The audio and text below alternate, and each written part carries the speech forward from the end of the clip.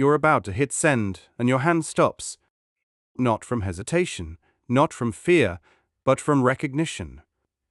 Somewhere in your mind, a rule activates. If this works, the cost comes later. So you delay. You adjust. You tell yourself you're being precise. And the window closes. That isn't self-sabotage. It's a protective rule, formed early and executed automatically. So, here's the thing, nobody's saying clearly.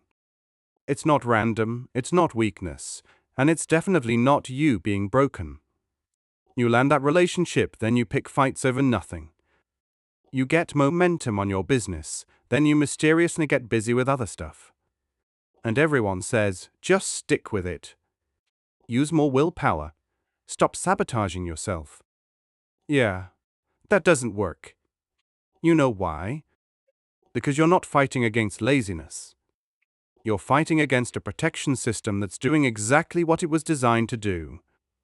And you can't override protection until you understand what it's protecting you from. That behavior you can't stop?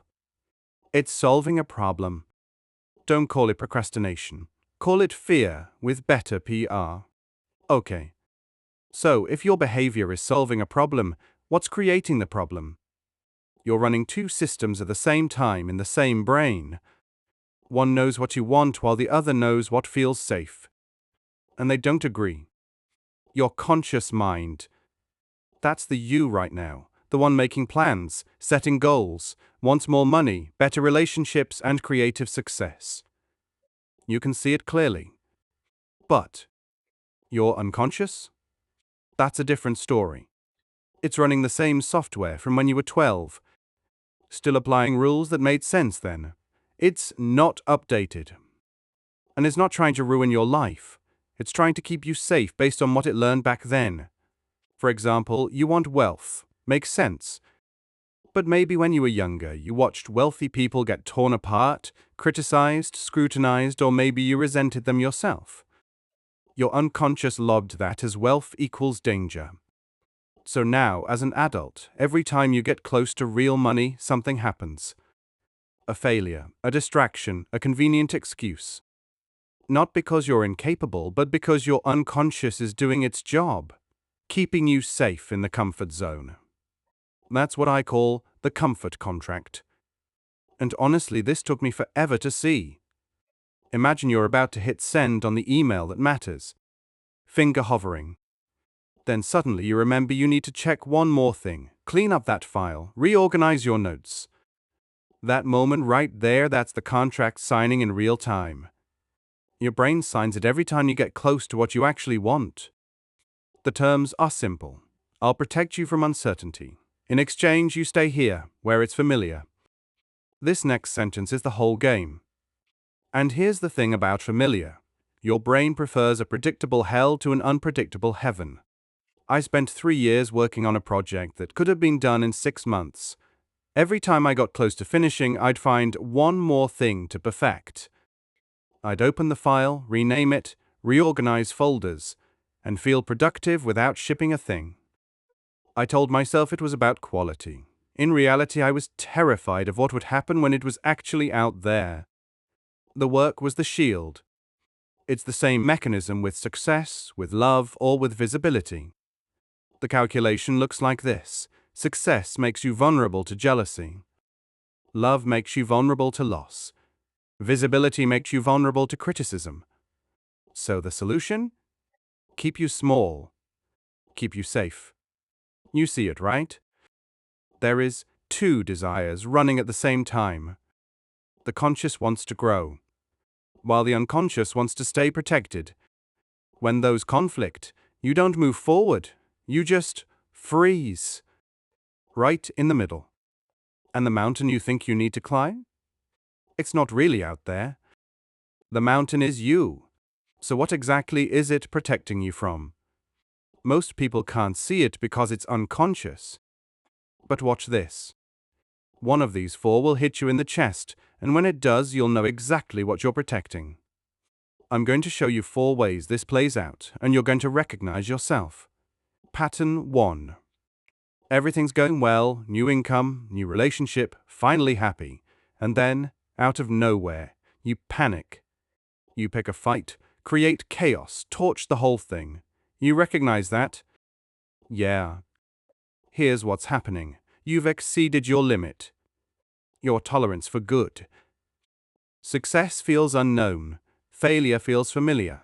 So your brain pulls you back to what feels comfortable, even if comfortable means struggling. You'd rather be safe in familiar pain than vulnerable in unknown joy. That's the first one. Pattern 2. You're busy. But it is all safe tasks. Planning, cleaning, researching, optimizing. Anything except the one thing. Pattern 3. You keep choosing the wrong people.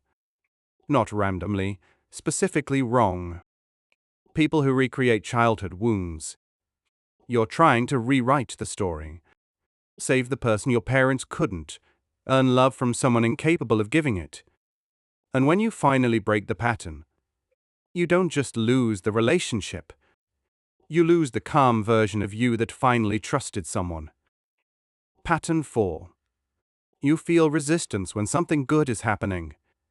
A new project, a healthy relationship, a business idea that could actually work.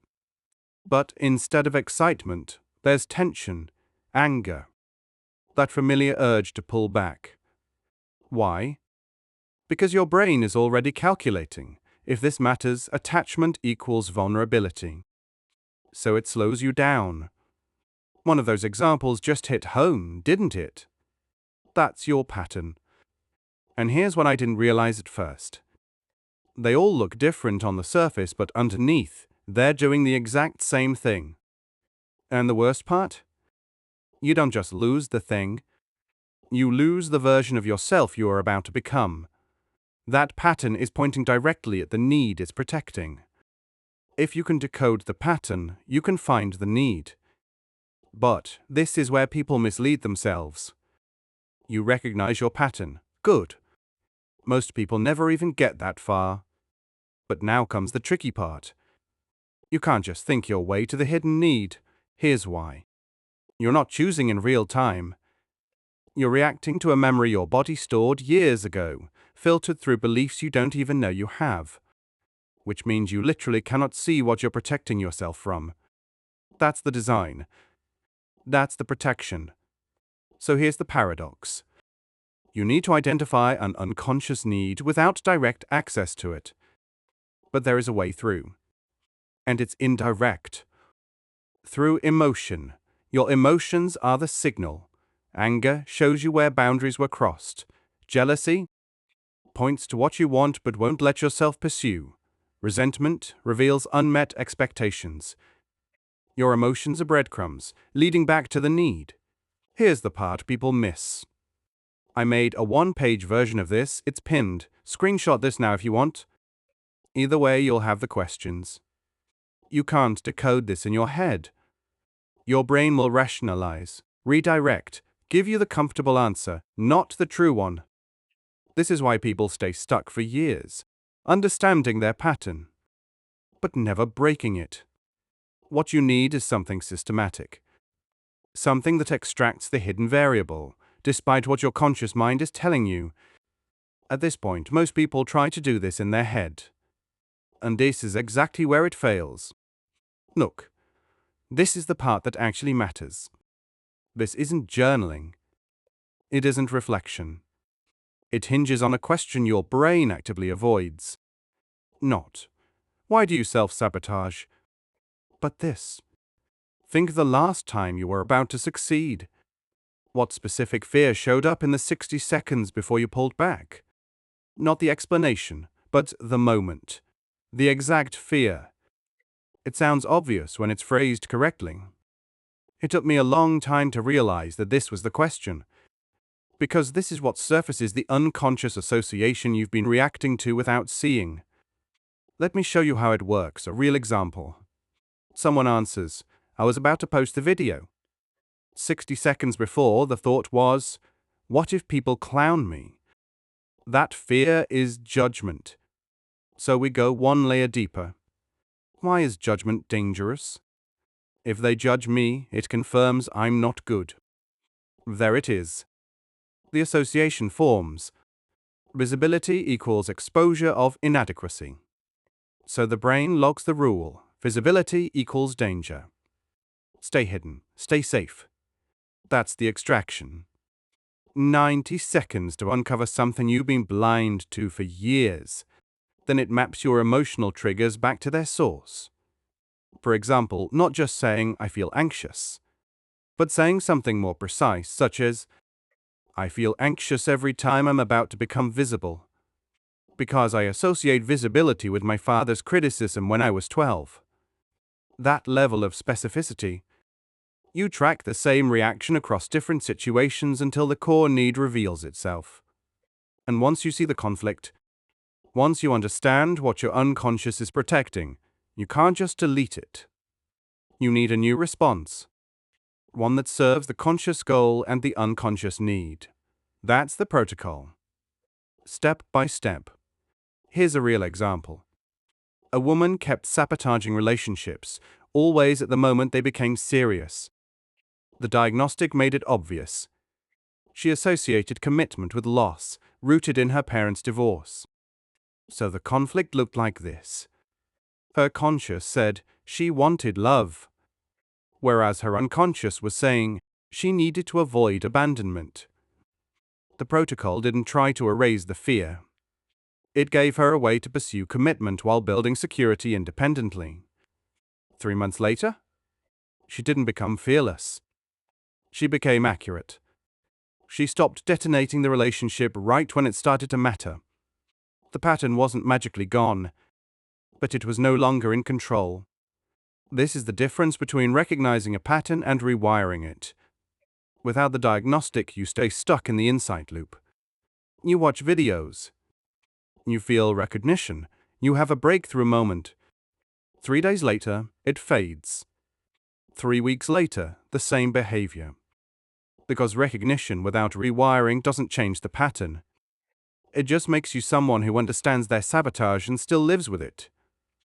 And this is where people split. Quick check. Which pattern was yours? What does it protect you from? Which emotion shows up right before you sabotage? If you can answer even one of those, you're further than most people ever get. You are making a decision right now.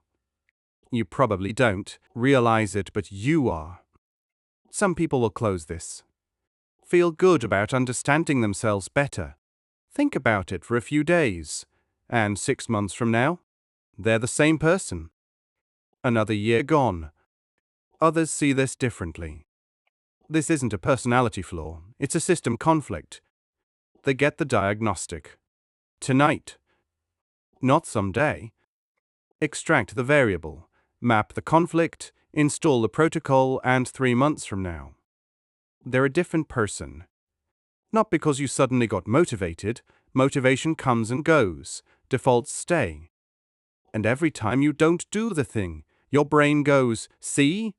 Avoiding worked. That's why the pattern feels stronger over time. How many years has it been already? Don't let it be another one. If you don't want to do this in your head and rationalize your way out, I turned it into a 45-minute workbook. It's in the description. You'll finish with a 1-page conflict map you can keep. Comment rewiring, and I'll reply with the 3 starter questions. Once you've extracted the need, once you've mapped the conflict, something interesting happens. You think you're done. And then an emotion hits. Anger, fear, jealousy, shame. And because you don't yet know how to read it, you react the old way. The pattern restarts. That's why Step 2 exists. Step 2 teaches you to read emotions as diagnostic data. Each emotion carries a specific signal. Anger, a boundary was crossed. Jealousy, a suppressed desire. Resentment, an unmet expectation. But you can't skip straight to this, because if you haven't identified what your unconscious is protecting, you'll misread every signal. You'll think you're angry at your partner when you're actually angry at yourself for staying small. You'll think you're jealous of their success, when what you're really feeling is grief for the ambition you won't let yourself pursue. The diagnostic comes first. It's the prerequisite. Once you know the hidden need, you can finally read what your emotions are saying accurately. The mountain isn't out there. It's in you. And that's actually the good news. You can't control the world, but you can interrupt the pattern. If you want the workbook, it's in the description. The next video breaks down the emotion translator, how to read anger, jealousy, and resentment as data without acting them out. Subscribe so you don't miss it. This only works as a sequence.